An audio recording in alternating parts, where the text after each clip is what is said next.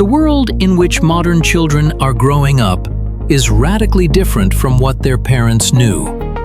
Digital platforms have become not just a source of entertainment, but also a space where values, beliefs, and trusted connections are formed. According to recent research, over 70% of teenagers consider the opinions of popular bloggers more authoritative than their parents' advice. Every third child admits that they would rather seek advice from their favorite internet idol than from their own parents. This digital gap between generations deepens with each passing year, turning into a real chasm of misunderstanding. Why is this happening?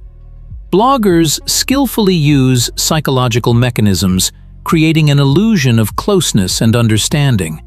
They speak the language of their audience, touch upon relevant topics, and most importantly, create a sense of constant presence in their subscribers' lives. Parents, immersed in daily worries, often do not find the time or words to establish such a strong emotional connection. This situation raises serious questions. How can parental authority be restored without engaging in toxic competition with internet celebrities? What risks does blind trust in virtual idols carry? And most importantly, how can a balance be found between respecting a child's interests and protecting them from potentially dangerous influences? Trust in bloggers is not just a fleeting hobby, but a complex psychological phenomenon with deep roots. At its core lies the mechanism of parasocial relationships, a one-sided emotional attachment where the viewer perceives the media personality as a close friend. By regularly observing the blogger's life, a teenager begins to feel that they know them personally, even though there is no real reciprocity in these relationships. The brain does not always distinguish between virtual and real communication, especially when the blogger creates the illusion of personal address. Such phrases activate the same parts of the brain as during a real, confidential conversation. Adolescence is a period of searching for one's own identity, when young people naturally distance themselves from their parents. This is a normal part of growing up. But bloggers skillfully use this feature, positioning themselves as their own, those who truly understand the problems of youth. Parents don't understand what it's like to be a teenager now. I went through the same thing. Such messages resonate deeply with the audience. The novelty effect also plays an important role. Parents, as a rule, transmit stable, time-tested values, while bloggers offer fresh ideas, unusual solutions, and current trends. For a teenager craving new experiences and striving to stand out, this becomes a powerful magnet. In addition, bloggers masterfully create a sense of choice and freedom. They do not dictate, but offer. They do not demand, but advise. And this sharply contrasts with the parental approach, which is often perceived as directive. The illusion of exclusivity is also psychologically significant. I'm sharing this only with you, my subscribers. Such appeals create in the teenager a sense of belonging to a special community. The digital age has created a unique phenomenon.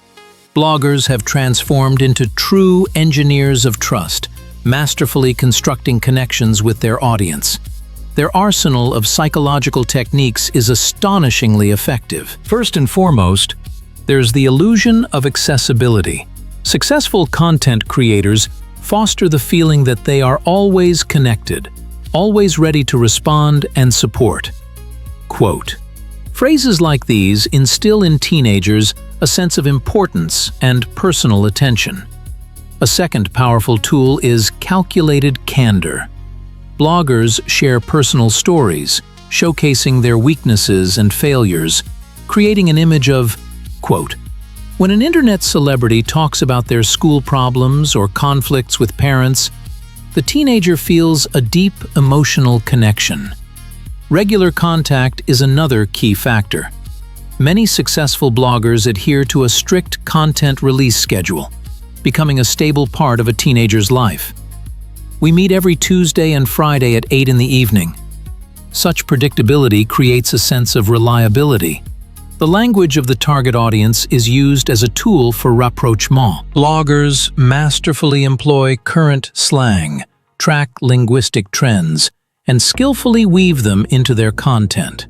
When an internet star speaks the same language as a teenager, perception barriers are erased. Interactivity becomes a bridge between the virtual and the real. Polls, votes, giveaways, responses to comments, all of this creates the illusion of two-way communication. Live streams, where the blogger reacts to messages in real time, are especially effective. Content personalization is a subtle psychological move. I made this video specifically for you because many ask me to talk about. Such addresses make the teenager feel like part of an exclusive community. The exclusivity of information enhances its value. When a blogger says, "I haven't told anyone else this yet," or "you'll be the first to know," they create a sense of privileged access to something special. Modern parental authority faces serious challenges in an era of information abundance. The digital noise surrounding families creates unique obstacles to building trust between generations. Parents often do not realize how their own actions undermine their authority in the eyes of their children. Information illiteracy becomes the first stumbling block. When a child sees that a parent does not understand the basic principles of modern platforms, cannot distinguish fakes from reliable information, trust in parental opinion naturally decreases. How can mom advise me what to watch online if she doesn't even understand the difference between a stream and a podcast? Such thoughts occur to many teenagers. The second factor is the classic discrepancy between words and actions. Parents who preach moderation in gadget use but themselves are glued to their smartphones. Parents who talk about the importance of live communication but prefer an evening watching a series to a conversation with their child. All this creates a sense of double standards in children. Chronic lack of quality communication is another serious problem. In conditions of constant busyness and stress, many parents are physically present with their children but remain emotionally unavailable. Bloggers, on the contrary, create the illusion of constant emotional presence. Parental anxiety and overprotection paradoxically push children away. Excessive control, constant prohibitions and restrictions are perceived by teenagers as distrust and disrespect for their personality. In search of a space of freedom, they turn to internet authorities who offer acceptance and understanding without judgment. Modern children are particularly sensitive to manifestations of insincerity and manipulation. They quickly recognize when parents use outdated methods of influence or try to play a friend without actually being one. My son knows more about Minecraft than I'll ever know about quantum physics. This phrase, uttered with a smile by a parent at a digital literacy seminar, reflects the essence of the intergenerational technological gap.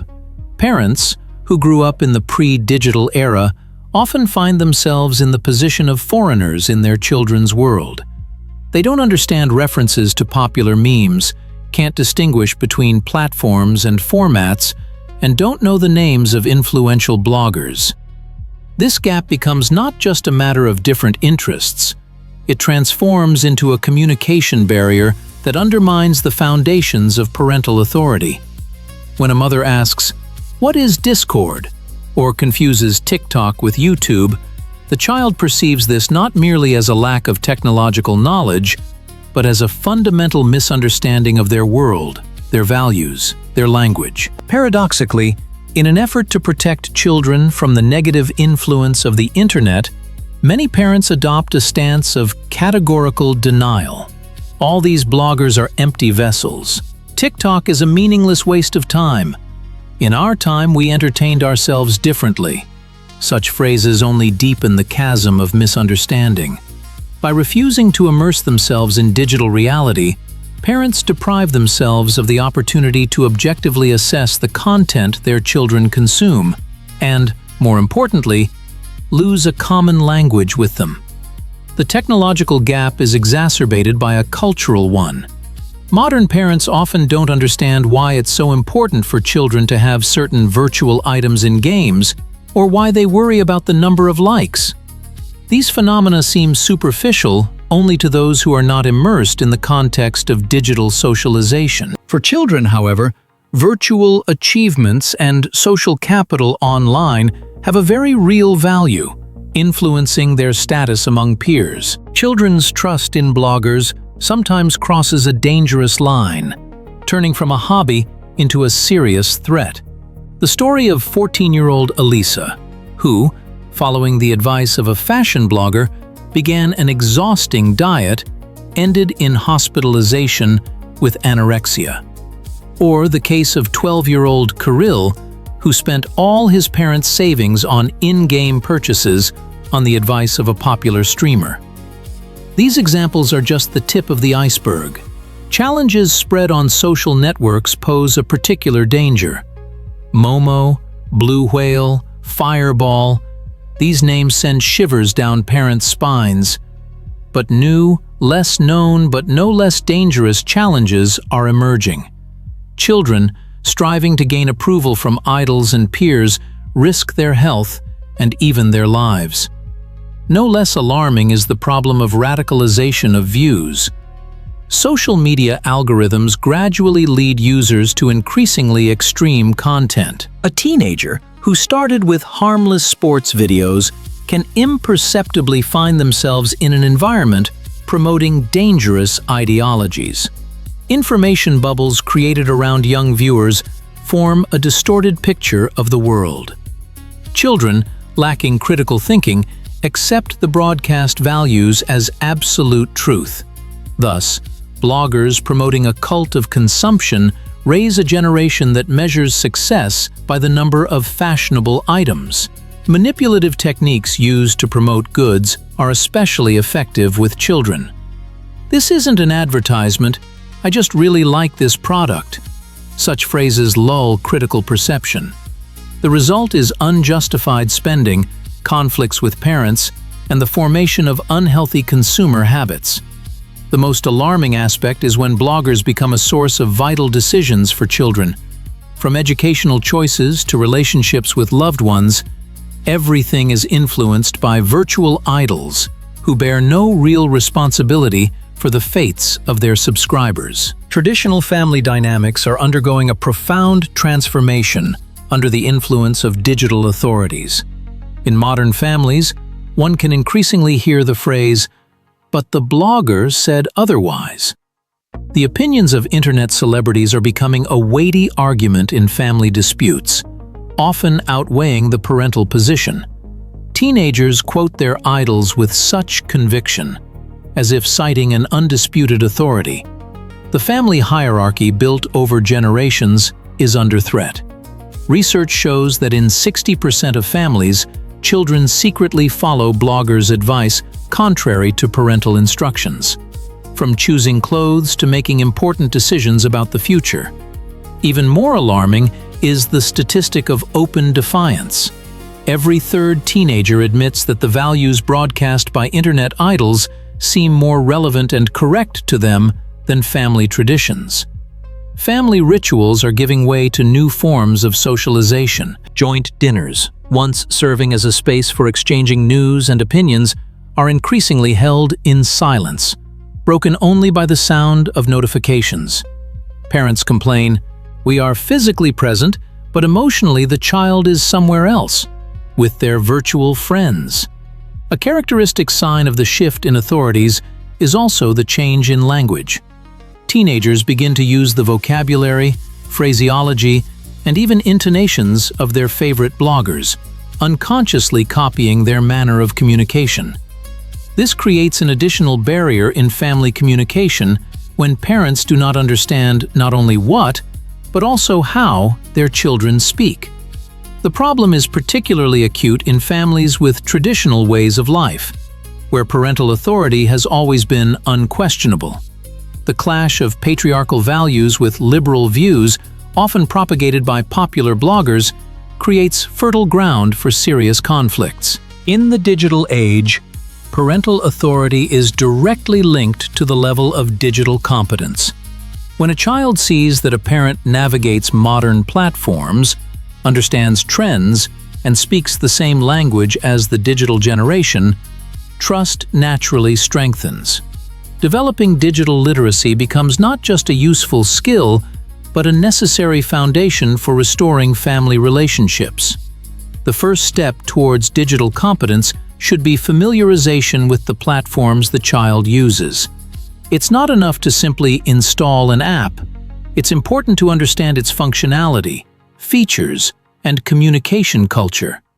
Parents who master the basics of TikTok or Discord gain a key to their children's world, an opportunity to understand the context of their interests. The next stage is studying popular bloggers and content creators. This doesn't mean subscribing to all of the child's idols, but it's important to know the main characters of their digital universe. A parent who can sustain a conversation about their favorite YouTuber's latest video demonstrates respect for the child's interests and a willingness to engage in dialogue on equal terms. The ability to critically analyze content becomes a particularly valuable skill. Instead of categorical judgments like, "That's a waste of time," a parent can suggest discussing, "It's interesting why the blogger holds that position. Do you agree with them?" This approach not only strengthens trust, but also develops critical thinking in the child. Increasing digital competence allows parents to objectively assess the risks and opportunities of the online environment. By understanding the mechanisms of recommendation algorithms or the principles of content monetization, adults can explain to children the hidden motives of some bloggers and teach them to distinguish sincere advice from disguised advertising. Prohibitions and strict control rarely lead to desired results in raising the digital generation. Instead of a wall of restrictions, it is more effective to build bridges of open dialogue. A strategy of openness does not mean permissiveness.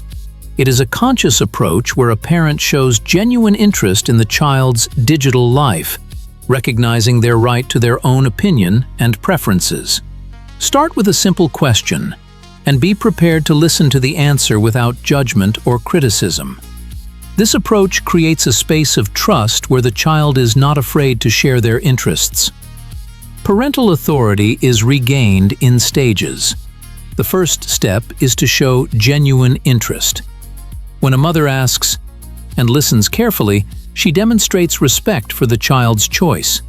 The second step is joint content analysis. Instead of a categorical, "That's nonsense," suggest discussing. "It's interesting. Why does he hold such a position? What do you think?" Such questions develop critical thinking and show that the child's opinion is valuable. It is especially important to demonstrate one's own critical thinking. When a parent openly reasons, "I read this news, but I want to check the facts because," they become an example of conscious media consumption. Children learn not what they are told, but what they see. By observing how adults analyze information, compare facts, and do not take everything at face value, they adopt this behavior model. Joint content viewing is not just a method of control, but an opportunity to build a new level of trust between parents and children. A properly organized process helps to bring them closer and teach the child to critically evaluate information without causing rejection. It's best to start by choosing the right time, a moment when neither the parent nor the child is tired and both are ready for dialogue. "I've seen you watch this blogger often. Maybe you could show me a couple of videos you particularly liked?" This suggestion sounds like an invitation to share, not an attempt to invade personal space. It's important to create a comfortable atmosphere without judgment or criticism. Even if the content seems questionable to you, refrain from an immediate negative reaction. Instead of, "How silly," Ask, "And why do you think he believes that?" The technique of unobtrusive discussion is built on open questions that stimulate reflection. What do you think about this advice? Do you think this works in real life? Are there other opinions on this matter? Such questions encourage the child to analyze information independently without feeling pressured. Questions that connect the virtual world with real-life experience are particularly effective. Have you encountered similar situations in your life? How would this work in our city school? Remember that direct criticism of a child's favorite bloggers can cause a defensive reaction and complete rejection of dialogue.